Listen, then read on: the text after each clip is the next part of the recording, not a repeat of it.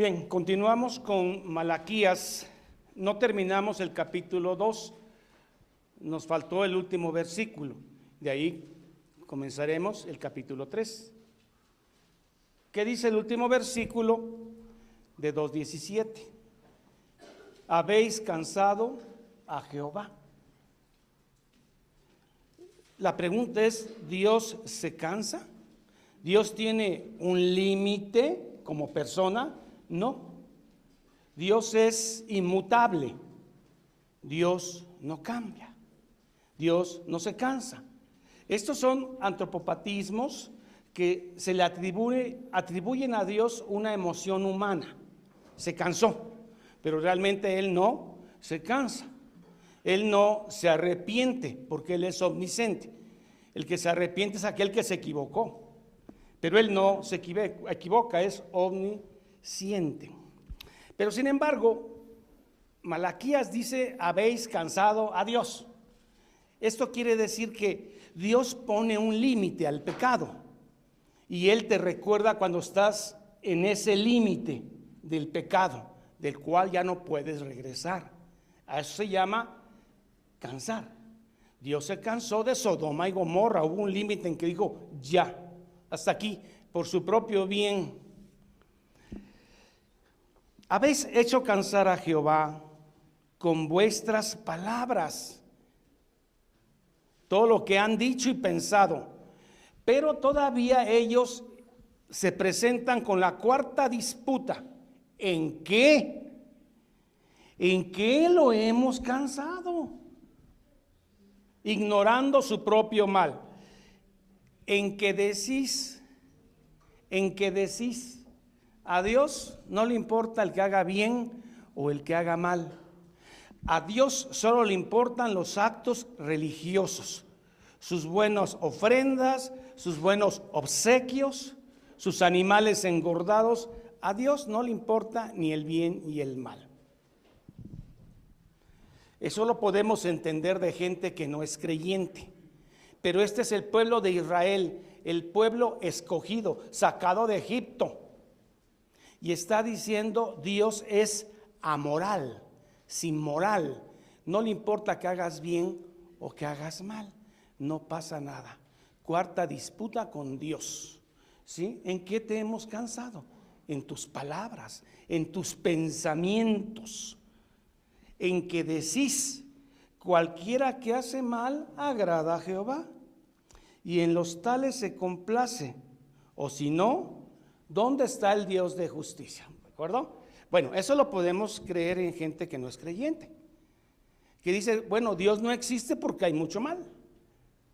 Hay niños olvidados, hay ancianos olvidados, hay mucha injusticia, mucha violencia, mucha maldad. Si Dios existiera, no hubiera injusticia, porque Él es justo.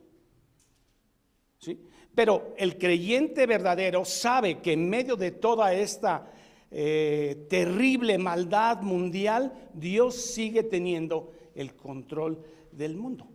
Pero este pueblo supuestamente creyente dijo, a Dios no le importa el bien y el mal, es amoral. Puedes hacer bien o mal, todos vamos al mismo lugar. ¿Se les hace conocido? El universalismo católico. Haces bien o haces mal, todos llegan al cielo. Todos nos vamos a ver ahí. Claro, un tiempo de purgatorio, que no es bíblico. ¿Sí? Están actuando como un grupo no creyente. Cuarta disputa. Pasamos al capítulo 3. 3:1. Entonces, Malaquías empieza a abordar un tiempo profético. Dios le dice, voy a guardar silencio 400 años. Esta nación no entiende. Yo veré cómo resuelvo el problema del pecado. Guardaré silencio profético 400 años.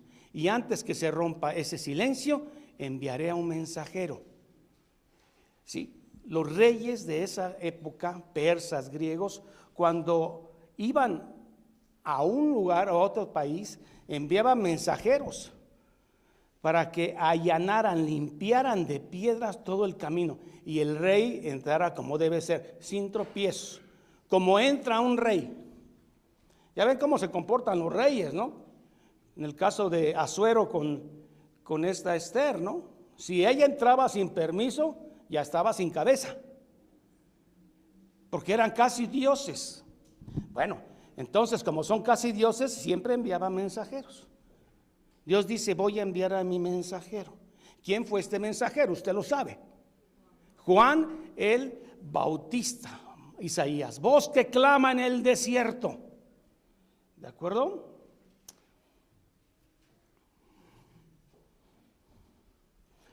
Capítulo 3.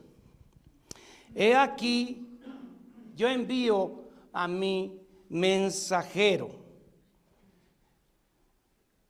Angelus, mensajero, el que lleva la buena nueva, el cual prepara el camino delante de mí.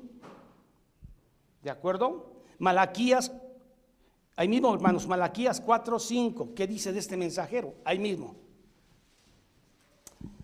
He aquí yo envío, aquí ya lo identifica más, el profeta Elías, antes que venga el día de Jehová. O sea, esto confundió más a los judíos, porque los judíos de la época de Jesús y del periodo intertestamentario estaban esperando la resurrección del profeta Elías Tisbita. ¿Sí? Pero lo que venía no era el profeta, y además que el profeta no había muerto, sino que había sido traspolado, por decir así. Entonces, traspuesto. Ellos estaban esperando que apareciera otra vez Elías, pero llegó un tipo parecido a Elías, y sí se parecían hasta la forma de vestir. Él era Juan, primo del Señor Jesucristo, Juan el Bautista, el profeta Elías antes que venga.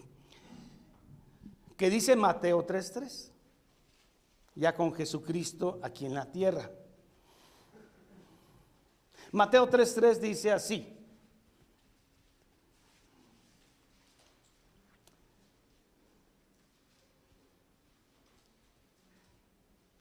pues este es Jesús refiriéndose a su primo Juan. Pues este es aquel del quien habló el profeta Isaías, cuando dijo: voz que clama en el desierto, preparad el camino del Señor y enderezar sus sendas. Más claro no pudo haber sido nuestro Señor Jesucristo. El mensajero que ustedes esperan en forma de un Elías resucitado es y fue Juan el Bautista, que ustedes mataron. Herodes lo decapitó, y así harán conmigo. ¿Queda claro? ¿Se cumplen las escrituras? Mateo 3:3. Muy bien. Ahora, el siguiente personaje, ¿quién es? No es el mismo personaje. Y vendrá súbitamente a su templo el Señor a quien vosotros buscáis. ¿De acuerdo? Mateo 17:12. Este otro personaje ya no es el mensajero.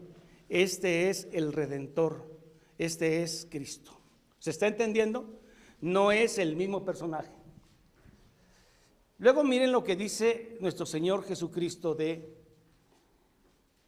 este mensajero, este Elías.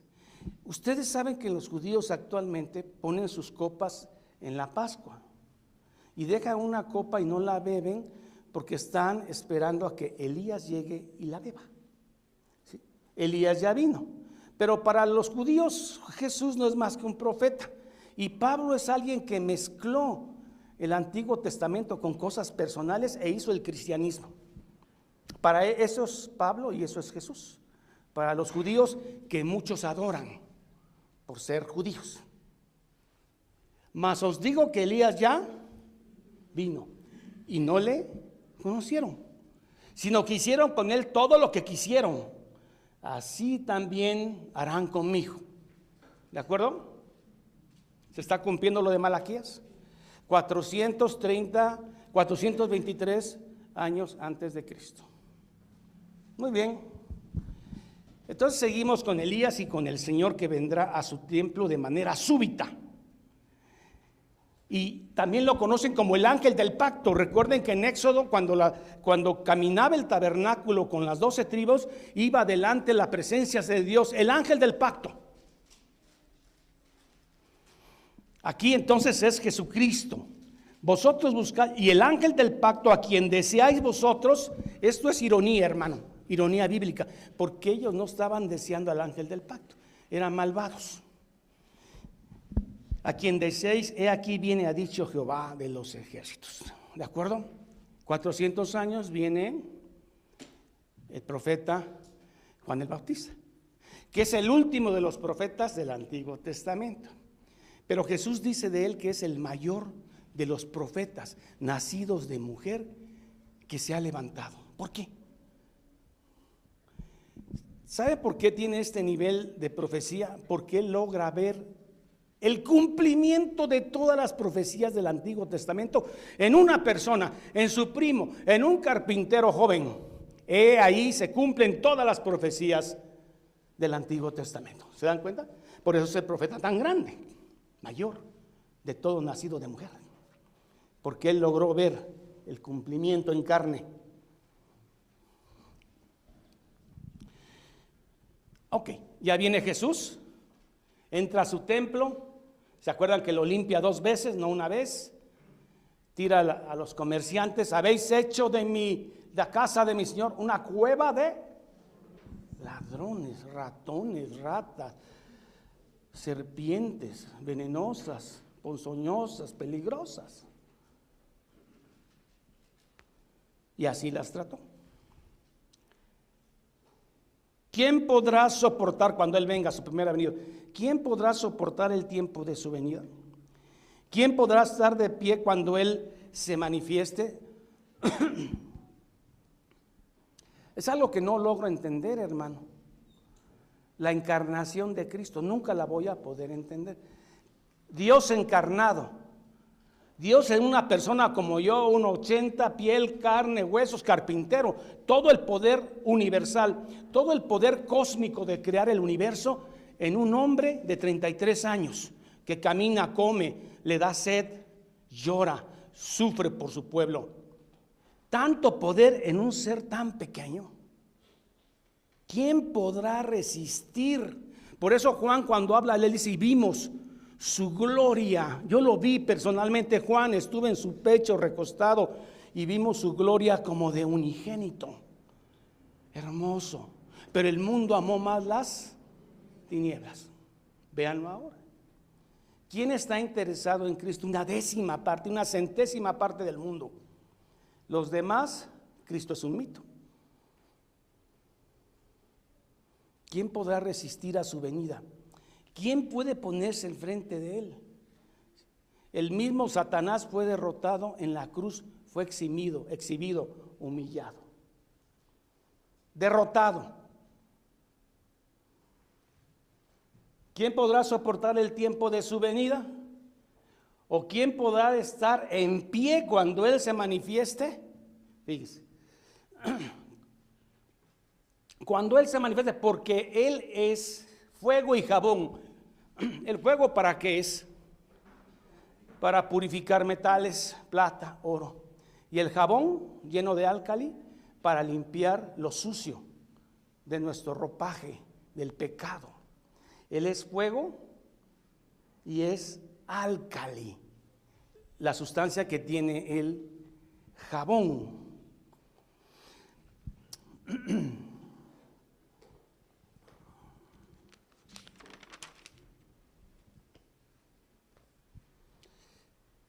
Bueno, en una ocasión le preguntaron a Juan el Bautista si él era el profeta Elías.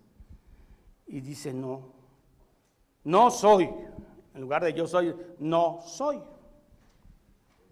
Pero atrás de mí viene alguien que no soy digno de desatar ni atar su calzado. Él no bautizará con agua. Él os bautizará con el Espíritu de Dios y con fuego. Entendamos qué quiere decir. ¿Quién se puede sostener cuando Él venga, cuando Él vino? Nadie. Porque todo aquel que no creyó y no ha creído en Él, ya ha sido condenado.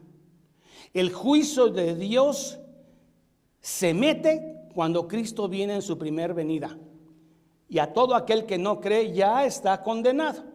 No está esperando el juicio final, pero ya su condena, su dictamen ya está hecho. Y aquel que recibieron al Espíritu Santo es salvo. Pregunto, ¿quién se puede sostener frente a Él? ¿Quién puede decir estoy en medio? Soy tibio. Porque el que es tibio lo vomitaré de mi boca. ¿De acuerdo? Aquí no hay lugar para tibio. Bueno, sí hay lugar, pero ya en el final usted se dará cuenta quién amó y quién no amó a Cristo. ¿Quién podrá estar de pie cuando Él se manifieste? Porque Él es como fuego y como jabón purificador y limpiador. Hermano, el que ha creído en Cristo a partir de que Cristo muere en la cruz, ha sido limpio. Y aquel que no, ya ha sido condenado. Aunque su condena final va a ser al final. ¿De acuerdo? ¿Quién se puede sostener? Seguimos 3:3.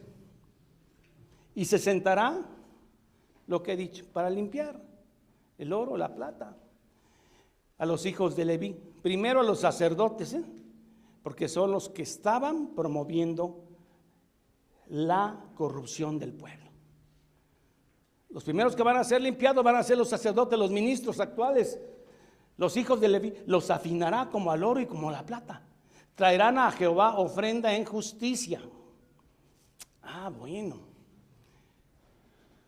Una vez que los limpie, ellos van a traer como al principio una ofrenda de justicia que sí le va a gustar a Dios. ¿Cómo está eso, hermano? Sí, mira, primero los va a lavar con la sangre de Cristo. Y una vez perdonados, todas las ofrendas que el verdadero creyente trae a Dios, hablo la ofrenda a su propia vida y honrar a Dios con tus bienes, toda ofrenda, como viene mediada por Cristo, es agradable, como lo fue al principio.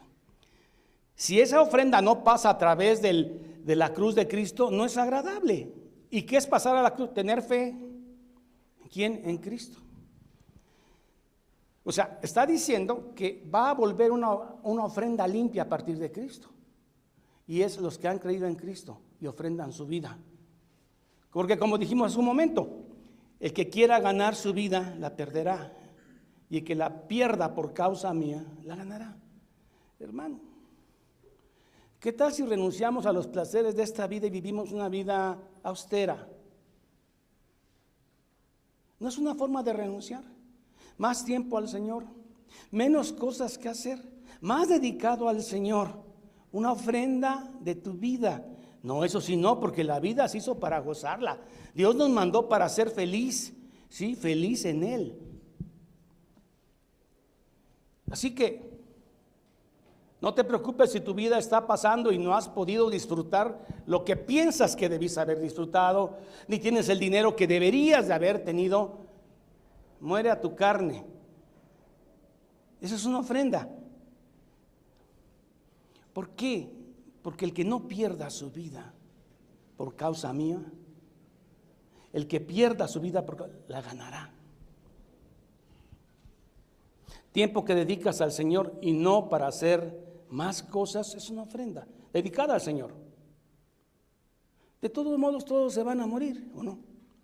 Le pasó a Esther. Esther dijo, en 70 años voy a estar muerta. Mejor que viva o que muera sea para la gloria de Dios. Dedícale tu vida. Haz menos cosas. Finalmente las cosas no te las vas a poder llevar. ¿Están de acuerdo?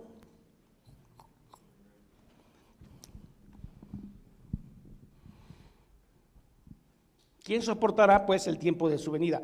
Él lavará Y dice el verso, y ofrenda en justicia, y será grata a Jehová. Miren, hermano, la ofrenda de justicia que podemos dar en este Nuevo Testamento es nuestra vida en fe. Porque si todo lo hacemos por amor a Cristo, hermanos, es una ofrenda que le agrada al Señor. Efesios 5:2, por favor. Efesios 5:2.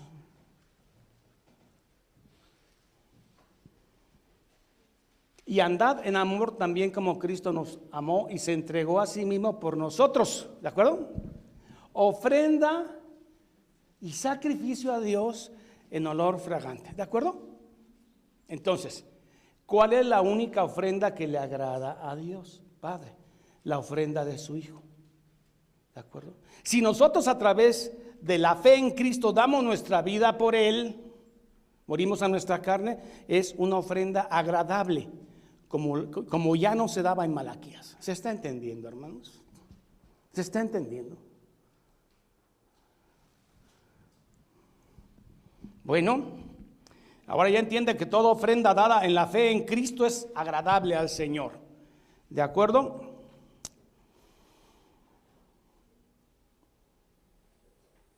Primera de Pedro 2:9. Hermano, ahora somos sacerdotes. Primera de Pedro 2:9. Pedro hablándole a la iglesia del Nuevo Testamento, no a los judíos, sino a la iglesia que está hecha de judíos y de gentiles, ¿sí?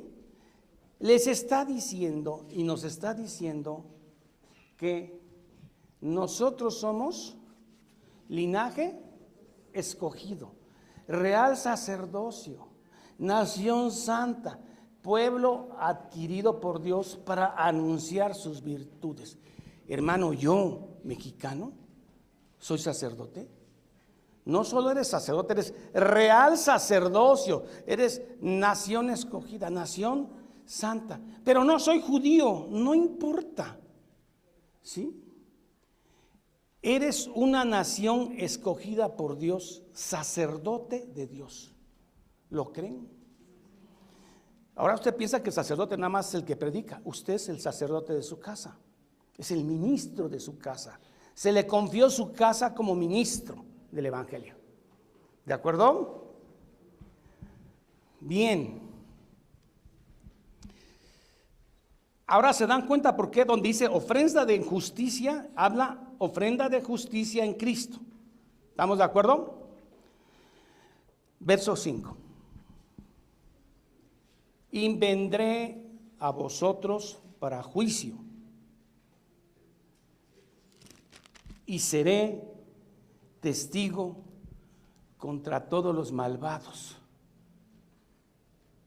Hermano, no está hablando de los malvados persas, babilónicos, griegos, los romanos que estaban por levantar. No, está hablándole a Israel. Había entre los israelitas hechiceros, opresores, injustos con el salario del jornalero, con la viuda, con el huérfano, eran injustos, y con el extranjero, no teniendo temor a Dios. Este es Israel. Este es el pueblo de Dios, hermanos. Esta es la nación escogida de Israel, injustos, opresores de extranjeros, de viudas, de huérfanos, de pobres. Este es Israel. ¿Quién podrá sostenerse ante él? Por eso cuando Cristo viene, Israel es cortado, ¿sí? Dice el Bautista, ya el hacha está al pie del árbol. Israel es cortado. Y un pequeño remanente entra de Israel, entra con los gentiles y se forma la iglesia, real sacerdocio, nación santa, de todo tribu, lengua y nación. Esos somos nosotros. Y los judíos que quieran convertirse al cristianismo. Bueno, seguimos explicando el capítulo 3. Y vendré a vosotros para juicio. Ahora sí, Mateo 3:11. Mateo, capítulo 3, verso 11. Es el Bautista hablando, si él es Elías. El Bautista dice: yo a la verdad os bautizo en agua para arrepentimiento, pero el que viene atrás de mí, cuyo calzado yo no soy digno de llevar, es más poderoso que yo. Él os bautizará en Espíritu Santo y fuego. Por eso los grupos pentecostales me llaman la atención, porque en sus cultos piden fuego. Ellos piensan que es un fuego así de echarle ganas, ¿no? De fuego por predicar. No, fuego es juicio. Porque los que creen recibirán el Espíritu Santo, y los que no creen recibirán fuego. Fuego eterno. ¿De acuerdo? Él bautizará en Espíritu Santo y fuego. Muy bien, ahí están. Ahora sí, entramos a la quinta disputa: pago de diezmos. Ay, hermano, qué tema. Los diezmos, hermano. Pero hay un problema en las iglesias reformadas. Hemos evitado tanto el tema de las ofrendas por temor a parecernos a esos predicadores pentecostales que si no das el diezmo, te da Malaquías 3:9, malditos sois, me habéis robado. ¿Sí? Entonces, muchos de los predicadores, me incluyo, con tal de no parecernos lo menos posible a ellos, dejamos de tratar el tema de las ofrendas, no del diezmo. Y esto es malo. Reconozco que es malo, porque además, como somos calvinistas y Dios ya sabe qué es lo que va a pasar con nosotros, y como sabemos que creemos que la salvación no se pierde, hermano, ¿para qué ofrendamos? Y se están perdiendo de una bendición tan maravillosa que tiene promesas. No, pues gracias a Dios soy calvinista y Dios sabe, mi bolsillo bien guardadito, ¿no? Y en la hora de las ofrendas es la moneda más pequeña para el Señor. ¿Eso es lo que está enseñando el Nuevo Testamento? No. ¿Está enseñando diezmos? Tampoco. Está hablando de ofrenda abundante, remecida, rebosante, porque con la medida que das, Dios te va a dar. Ah, no, hermano, no empieces. ¿Está usted pareciendo a ellos? No importa, te lo voy a demostrar con versículos bíblicos. Dios no lo podemos engañar. Hermano, confiamos nuestra salvación en Dios, sí o no, pero no confiamos nuestro bolsillo ni nuestra cartera. Ah, no, porque las cosas son otras cosas. No.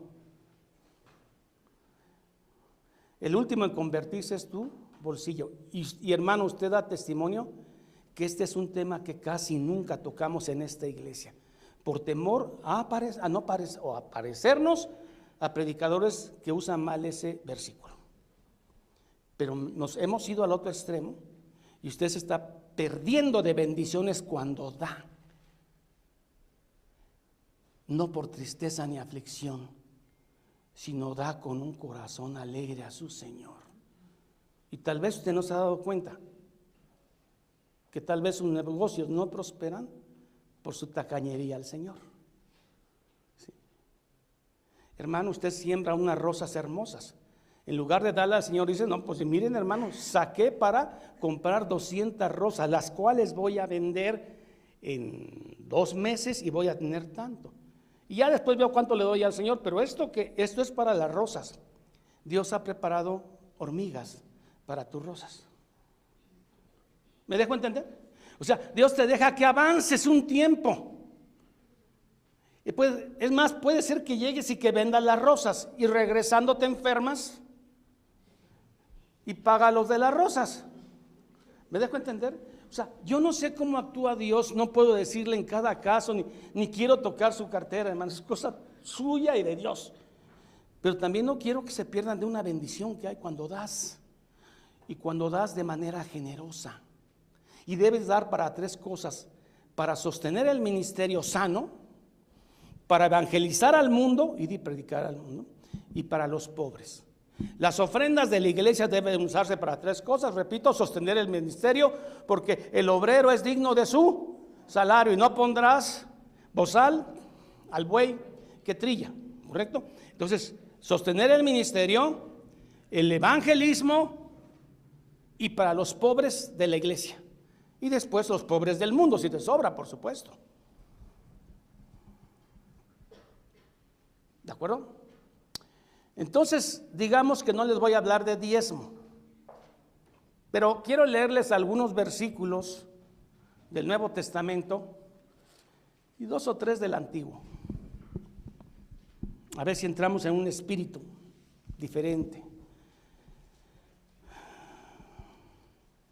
De una vez digo, el diezmo no es para la iglesia, el diezmo es un 10%. Bueno, voy a dar una explicación breve, espero no se aburra, del diezmo. ¿Cómo era el diezmo en el Antiguo Testamento? Había 3 diezmos. El diezmo es anual, ¿sí? El primer diezmo, el que era siempre, todos los años, era para levitas y sacerdotes, porque ellos no tenían tierra para cultivar. Tenían una granjita para sus lechugas, pero eso no era para vender. Entonces el primer diezmo anual era para sostener la teocracia. Levitas sí, sacerdotes, muchos vivían en Jericó. Ahí está la parábola del buen samaritano, 20 kilómetros de descenso. Bueno, llegaba el segundo año, había 2 diezmos. El diezmo de siempre para los levitas y sacerdotes, y se añadía otro diezmo anual que era para las fiestas, ¿sí? Y ese diezmo se comía en el templo en una gran fiesta. Entonces ya van 10% y 10, 20%. Le agregamos un 3% más, ¿sabe por qué? Porque usted cuando cosechaba su tierra no podía cosechar todo. Las esquinas estaban prohibidas cosecharlas, porque eso era para los pobres. Y si se le caía caña o mazorca en el camino, usted no debía levantarla, porque era para los pobres de la tierra. Entonces agregamos un 3%. Entonces, primer año el diezmo de siempre, ¿no? Para los levitas. Pero se agregaba en el segundo año el diezmo para las fiestas. Bueno, llegaba el tercer año. Se quitaba el diezmo de las fiestas, pero se metía el diezmo de los pobres, los huérfanos, las viudas, ¿sí? Los extranjeros. Ese diezmo en cada pueblo cercano a Jerusalén se comía en una gran fiesta y se le daba a los pobres de esta tierra. ¿De acuerdo? Entonces realmente lo que ellos pagaban al año eran 23%. ¿Sí? ¿Se entendió esto, hermanos? O sea, no se juntaban los 3 diezmos, se quitaba uno y entraba el del tercero. Hermano, esto solamente es el diezmo. Las ofrendas son otra cosa. Las ofrendas, había 5 ofrendas, la del cereal, la del pecado, la del holocausto, la de la expiación, y de eso comían todo el año los levitas. Y habrá comida en mi casa, el alfolí estará lleno. Ofrendas había muchas, hermanos. Si usted sentía que había tocado o se había sentado en un lugar donde una mujer había menstruado, corriendo se iba a lavar y a dar una ofrenda. Y los levitas comiendo, porque parte de la ofrenda también la comían ellos en todo el año. Esa es la forma en que Dios organizó la administración de la teocracia. Teos, Dios, crateo, gobierno, ¿sí? Y aparte son las ofrendas. Bueno, qué bueno, gracias a Dios ya no tenemos que diezmar. Entonces, ¿de qué se va a mantener la iglesia? ¿De dónde se van a sacar recursos para evangelizar y para dar al pobre? Bueno, 1 Corintios 16:1 dice, cada quien, el primer día de la semana, dice Pablo, esta era una ofrenda para Jerusalén, cada quien aparte, aquí está, mire, qué bueno que ya no tenemos que diezmar. Dice, en cuanto a la ofrenda para los santos, haced vosotros también de la misma manera que ordené en Galacia. ¿Cómo? ¿Cómo, Pablo, tenemos ahora si ya no diezmamos? 12:2. Cada primer día de la semana, ¿qué día era? Domingo, no era sábado. Desde ahí el cristianismo se va separando del judaísmo. Cada primer día de la semana, o sea, cada uno de vosotros ponga aparte algo, según haya prosperado, guardándolo para que cuando yo llegue no se recojan ofrendas. Aquí está la clave, hermano. Yo tengo que decirle que usted tiene que darle a Dios algo.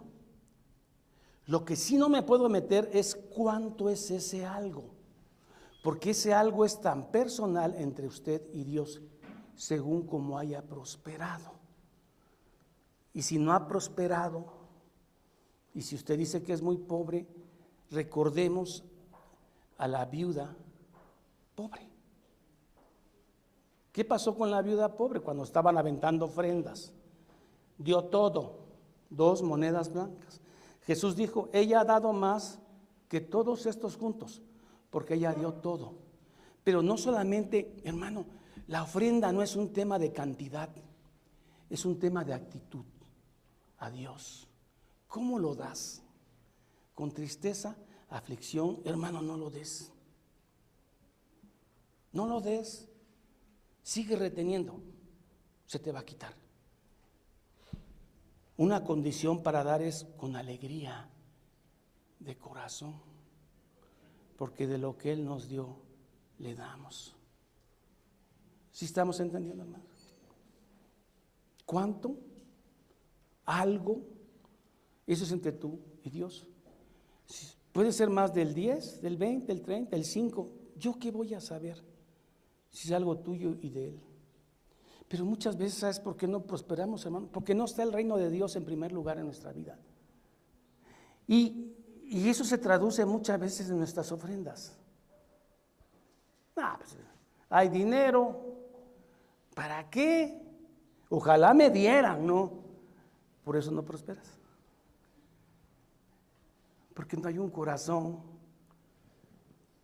sincero que diga, Señor, lo mejor te doy, no lo que me queda.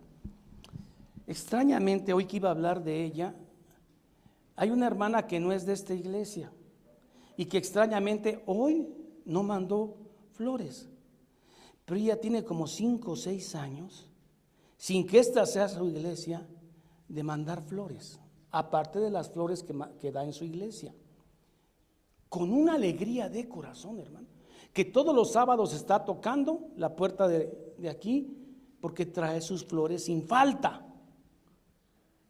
Y ella ha prosperado.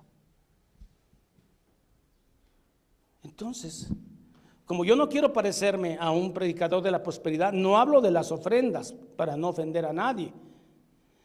Pero la Biblia habla que hay bendición en dar, mejor dar que recibir. Entonces, habiendo hecho este preámbulo, leamos algunos versículos del Nuevo Testamento. ¿Les parece? ¿Tienen gas todavía? ¡Qué bueno! Eso es.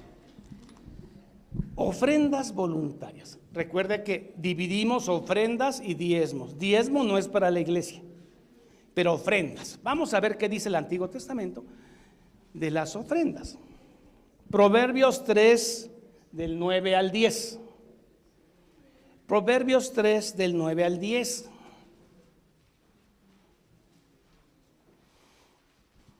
Dice, honra, este es un principio, honra a Jehová con tus bienes y con las primicias de todos tus frutos. Hermano, se me escapaban las primicias. Que ese era otro tipo de ofrenda. La primicia es cuando tú recogías lo primero de todo eso y dabas lo mejor. Era un acto de fe, porque todavía no levantabas cosecha, pero dabas las primicias, lo mejor a tu Dios, porque confiabas en que tu cosecha iba a ser de lo mejor. ¿De acuerdo? Honra a Jehová con tus bienes y serán, hermano, yo creo que esto lo inventó un pastor pentecostal. O será el proverbista. ¿Esto lo inventaron para sacar dinero? Mire, y serán llenos tus graneros con abundancia y tus lagares van a rebosar de mosto, vino joven. ¿Será que se cumple esto, hermanos? ¿Por qué no hemos probado eso? Cada quien, cada quien. Aparte, algo. Proverbios 11:24. Proverbios 11:24. Yo sé que primero Dios quiere tu corazón, después tu bolsillo. Mire, Dios no necesita nada. ¿Sí me dejo entender? La seidad de Dios, Dios no necesita absolutamente nada. Él es dueño de todo. Pero la ofrenda hace ver cuán es tu fe. En los que hemos creído en la santidad de la Escritura.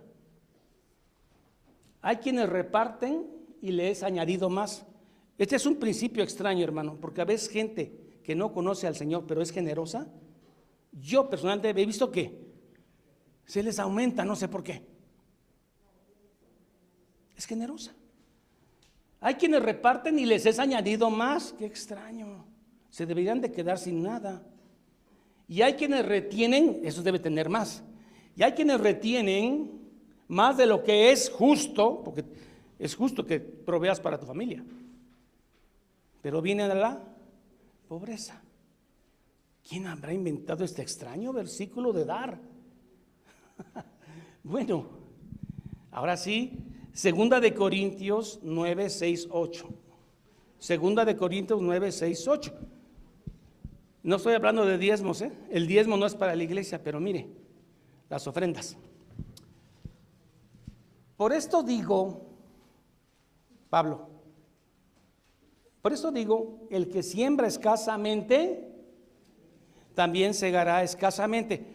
O sea, habla de sembrar espiritualmente y recoger espiritualmente, pero no solamente espiritualmente, incluye físicamente y bienes materiales. O nada más se referirá a lo espiritual. Habla también de lo material.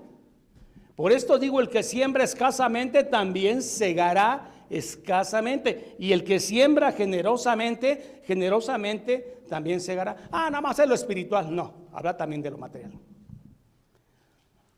Siguiente versículo. Aquí está nada más las condiciones para darlo. Si tú dices, este pastor ahora sí se salió del tema doctrinal y pidió, no, Dios guarde. Cada uno dé como propuso en su corazón. ¿Yo por qué voy a meterme en eso? ¿Tú tienes un corazón ante Dios? Cada quien como propuso en su corazón, pero hay algunas limitantes para dar. Si lo estás dando con tristeza, no debes dar, guárdalo. O por necesidad, que quedas en gran necesidad por haber dado, no lo des, guárdalo. Pero si das, hay una condición. ¿Cuál es? Una alegría. Una alegría de corazón para mi Señor, para su obra. Estoy sembrando en el eterno. Y una iglesia sana eso lo va a convertir en evangelización, en sostener a los levitas y sacerdotes actuales y para los pobres necesitados de la iglesia, primeramente, y después los no de la iglesia. Para eso son. No es para que el pastor ande en avión y pueda ir a varios lugares. No es para que el pastor, como está ungido, está muy ungido, es como David, debe andar en carro último modelo. Súper pastor. Y hasta se enorgullecen que su pastor está bien próspero. Inocentes.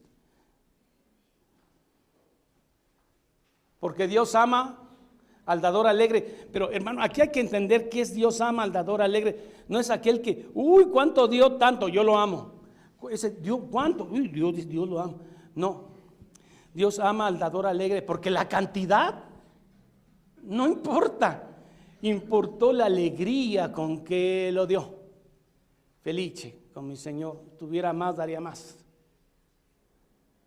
Pero eso es para cada quien. Y nada más expongo escritura. Dios ama al dador alegre. Seguimos con Lucas 6:38, otro principio. Esto es Jesús hablando. Lucas 6:38. Mas él conocía los pensamientos de ellos. ¿Se acuerdan? Simón, te escuché, pero no dije nada, pero te escuché. Simón, Simón, dad y se os dará. Hermano, explíqueme si lo estoy interpretando mal. Dad y se os dará, como una regla. Medida, o sea, tienes que dar medida buena, apretada, remecida y rebosando, darán en vuestro regazo. O sea, si tú das una medida, ay, pero le quito aquí mejor porque el Señor no necesita nada, Él es omnisciente, Él no come, Él no gasta dinero. No es el tema, porque Dios no necesita nada, pero tu corazón necesita saber que das ante Dios, y entonces ofrenda apretada. ¿Han visto esas que ya no les cabe? Remecida, pero con alegría. Y con esa medida apretada, con esa misma medida, se te va a regresar. ¿Sí me dejo entender? O sea, y con esa misma actitud, medida apretada, remecida. O sea, con el mismo tarrón que das, con el mismo tarrón que te la regresa. Porque con la misma vida que medís, os volverán a medir. Primera de Juan 3:17. Primera de Juan 3:17. Qué bueno que no hay diezmos, ¿verdad, hermano? Pero mire lo que hay. Primera de Juan 3:17. Pero el que tiene bienes en este mundo y ve a su hermano tener necesidad y cierra contra él su corazón, ¿cómo mora el amor de Dios en él? Si usted estamos viendo que estamos invirtiendo en los necesitados de la iglesia, bueno, usted sabrá con qué juicio. Hermano, estás platicando con el hermano de cosas bellas de Pablo, de Pedro, de Santiago, pero oyes cómo le crujen las tripas al hermano porque no ha desayunado. Sabes que es de hambre. Y al final le dices, hermano, que Dios te bendiga, Dios te guarde, haga resplandecer su rostro sobre ti y tenga de ti misericordia. Y sale y no buscas para un pan. ¿Cómo puedes decir que mora el amor de Dios en ti? ¿Sí? ¿Cómo puedes decir que mora el amor de Dios en ti? Muy bien. Y primera de el obrero es digno de su salario. No quiero que se malinterprete que todo esto es para que me den. No, hermanos. Mateo 23:23. Bueno, para demostrarle que, miren, en todo el Nuevo Testamento no viene una sola vez la palabra diezmo. ¿De acuerdo? Ah, no, sí es cierto, sí viene. Mateo 23:23. Pero es para reprender la hipocresía de los fariseos, que diezmaban la mente, el enebro, el comino, y se olvidaban de la justicia, del amor y de la misericordia. Hipócritas, ¿deberían de seguir diezmando sin dejar de hacer esto? Estamos hablando que le está hablando a los fariseos, sin dejar de hacer lo otro, o sea, el amor y la bondad. ¿De acuerdo? Bueno, ahora sí, regresamos al texto famosísimo. Malditos sois, me habéis robado. El diezmo no es para la iglesia, el diezmo es para la nación de Israel. Y aquí los diezmos que le estaban dando a Dios, no solamente los diezmos, ¿qué dice? Hermanos, en el texto, me han robado en los diezmos y ofrendas, me habéis robado, me traen lo peor. Eso le está diciendo Malaquías al pueblo de ese tiempo que diezmaba, pero diezmaba con un corazón malvado. ¿Sí? Diezmaba con un corazón malvado.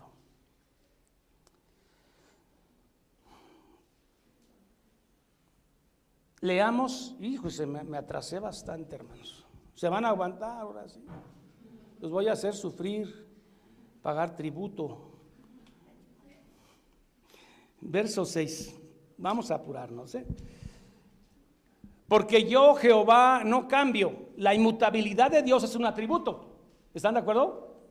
Porque imagínense que Dios el día de mañana fuera más bueno de lo que es. ¿Qué quiere decir? Que Él no fue lo suficientemente bueno hace unos años. No, Dios no cambia, Él es bueno. Él no tiene actos bondadosos, Él es la bondad. Él no tiene actos de justicia, Él es la justicia. ¿De acuerdo? Dios es el amor, no cambia. Por eso no han sido consumidos. Porque Dios no cambia, no habéis sido consumidos, hijos de Jacob. ¿De acuerdo? Desde que eran jóvenes se han alejado de mí y Dios dice, volveos a mí y yo volveré a ustedes. Y aquí está la quinta disputa. ¿Cuál es la quinta disputa? ¿En qué hemos de volvernos si nunca nos hemos ido? Pecar, ¿en qué hemos pecado? Yo nunca he pecado. ¿En qué hemos de volvernos? Ahora sí Dios les habla de manera enfática. ¿Robará el hombre a Dios? ¿En qué te hemos robado? Quinta disputa. En los diezmos y las ofrendas. Por tanto, como están desobedeciendo el código de Sinaí, la ley de Moisés, y de acuerdo a Deuteronomio 27-28, malditos sois. ¿Sí? Anatemas, hechos para la destrucción, porque me habéis robado. Dios le está hablando a través de Malaquías a esa generación y la de sus padres que habían robado en diezmos y ofrendas. ¿De acuerdo? Malditos sois. Entonces, miren, yo cuando me llevaron el evangelio, yo la verdad no sé cuándo me convertí, lo que sé es que amo al Señor. Pero no tengo un momento sismático como Pablo que se cae del caballo, una luz cegadora. Yo así quise mi conversión, ir en un carro último modelo, chocar contra otro, ver ángeles cayendo y dice, te he elegido por mi hijo. Soy otro Pablo. No, lo mío fue tan paulatino, tan poco a poco. Pero sí recuerdo algunos momentos en que sentí que la luz brillaba en mi corazón de alegría, porque encontré al Señor. Encontré al que me va a dar vida eterna. Encontré al que, aunque me muera, voy a vivir, hermanos. Qué lindo se sintió. Eso sí lo recuerdo. Entonces, no puede ser posible que por no diezmar en la iglesia, alguien se acercó y me dijo, ¿no has diezmado? De otra iglesia, además. Dije, no. Maldito sois.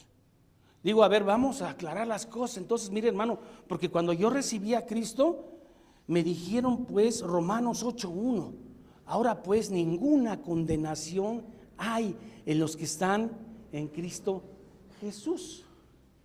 ¿Sí? Y luego también me leyeron ese mismo día, me leyeron Lucas 15:7, que como yo me había arrepentido, los ángeles en el cielo estaban haciendo fiesta por mí, porque un pecador se había arrepentido, la oveja perdida se había regresado, ¿sí? Y ahora me sales con que soy maldito. ¿En qué quedamos, pues? ¿O soy o no soy? ¿Me estoy dejando entender? Entonces empecé dentro de mi incipiente cristianismo. Ninguna condenación hay para los que están en Cristo Jesús. Nada nos podrá separar del amor de Cristo Jesús, ni angustia, ni tribulación, ni pobreza, ni desnudez, ni ninguna cosa creada nos podrá separar del amor de Dios, ni el mismo diezmo, porque eres bendito de Dios, eres bendito de Jehová, estás hecho para la eternidad. Gracias a Dios, ahora me volveré tacaño. ¿No va? ¿Me entienden, hermano?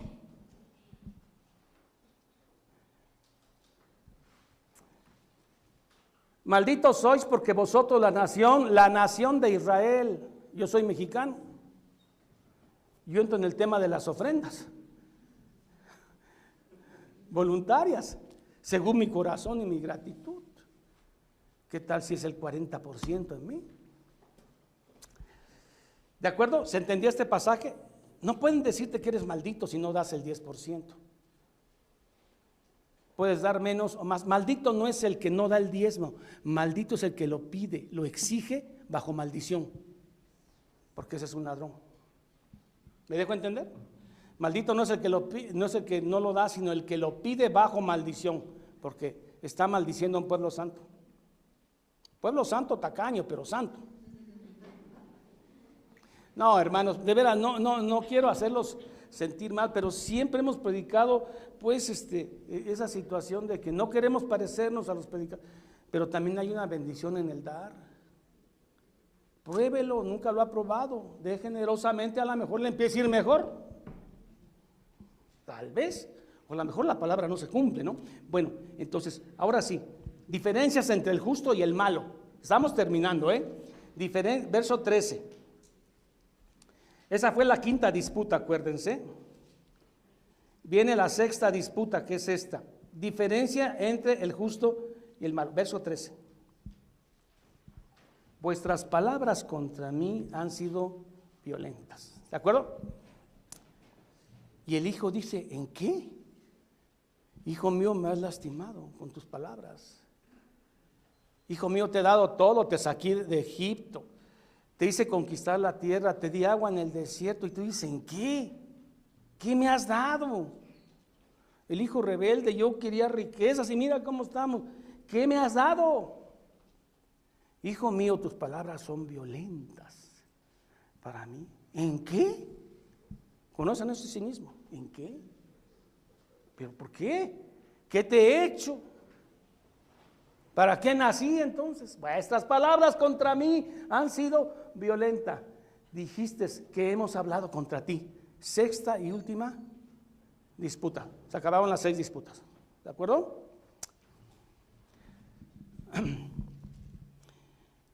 ¿Qué hemos hablado contra ti?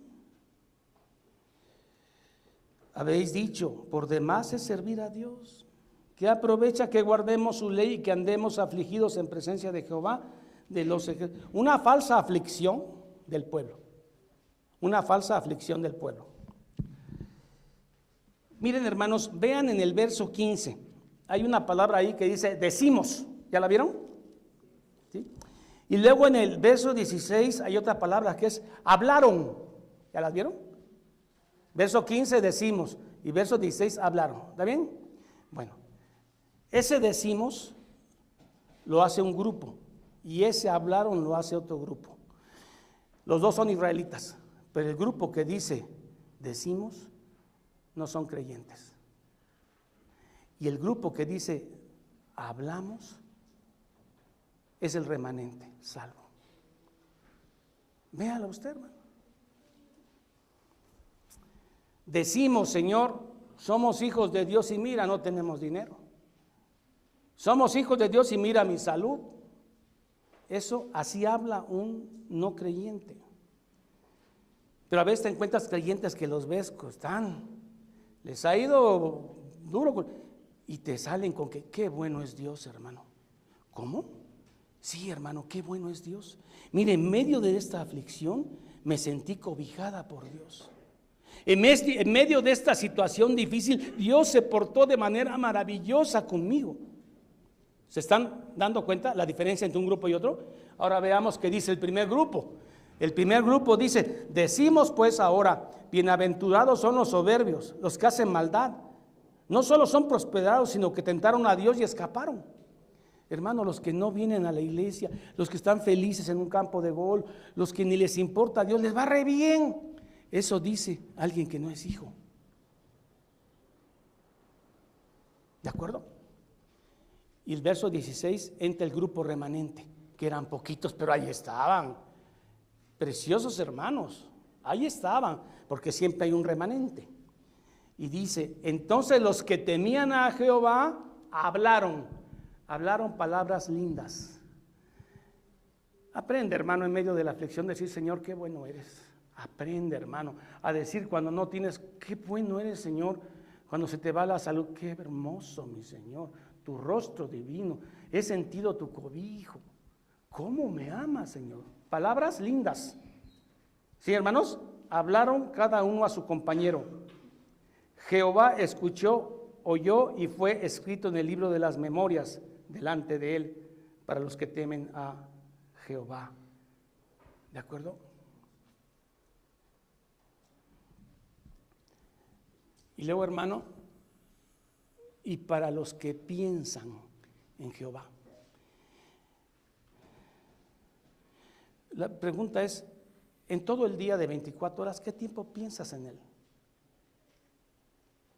Miren, hermanos, ¿ya vieron? Hasta abajo. Y para los que piensan en su nombre, no es el que, sí, Jehová es Dios, no.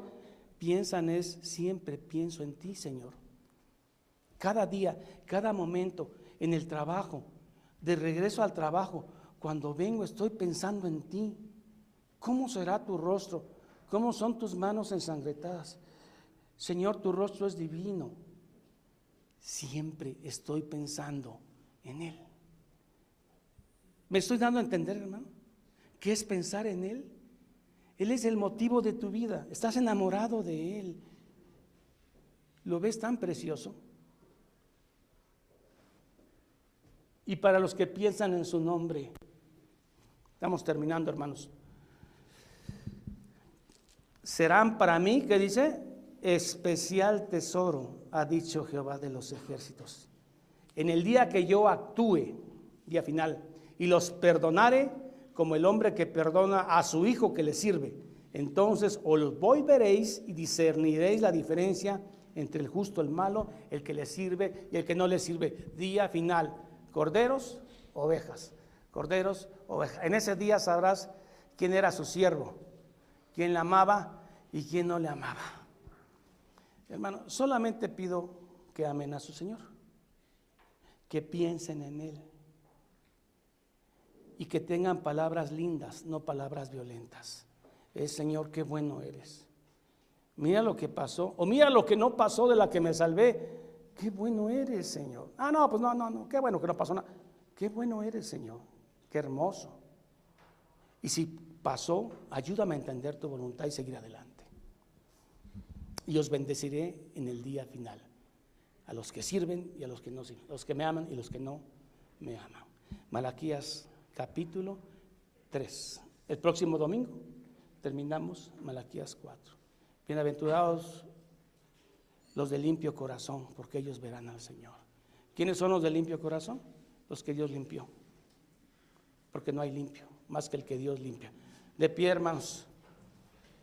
Ahora sí, 1:05 para que aprendan.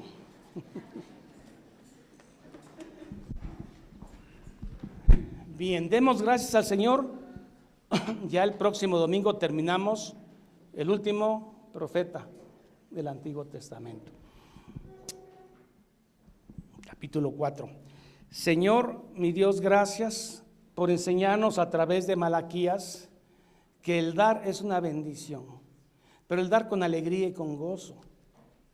Eso es lo que no hemos aprendido con tal de alejarnos de los predicadores que se dedican solo a predicar del diezmo semana tras semana, semana tras semana, pero tampoco queremos que la Biblia nos enseñe que en el dar hay bendición. Y el dar con un propósito, que tu reino sea divulgado a todo el mundo. Ayúdanos, Señor, a tener un corazón alegre. Ayúdanos a entender que a veces las finanzas no son lo que debería ser, porque también no hemos confiado nuestras finanzas en ti. Hemos confiado la salvación, mas no las finanzas, Señor. Ayúdanos a dar ese paso de invertir más en tu obra, para que sean benditos los que van a ser benditos. En el nombre del Padre, del Hijo y del Espíritu Santo. Amén. Bien, hermanos, vamos a despedirnos con las bendiciones ya conocidas de Números, que dice: Jehová te bendiga y tenga de ti misericordia, alce sobre ti su rostro y paz. Corintios dice así: la gracia del Señor Jesucristo, el amor de Dios y la comunión del Espíritu Santo sea con todos vosotros. Y el pueblo dice amén. Que el Señor les bendiga. Les suplico leer el capítulo 4 de Malaquías, es corto, para terminar este último profeta veterotestamentario. Que el Señor los bendiga. Los hermanos que nos ven en la red, que el Señor les bendiga. Los esperamos también con Malaquías capítulo 4. Que el Señor los bendiga y hasta entonces. Amén.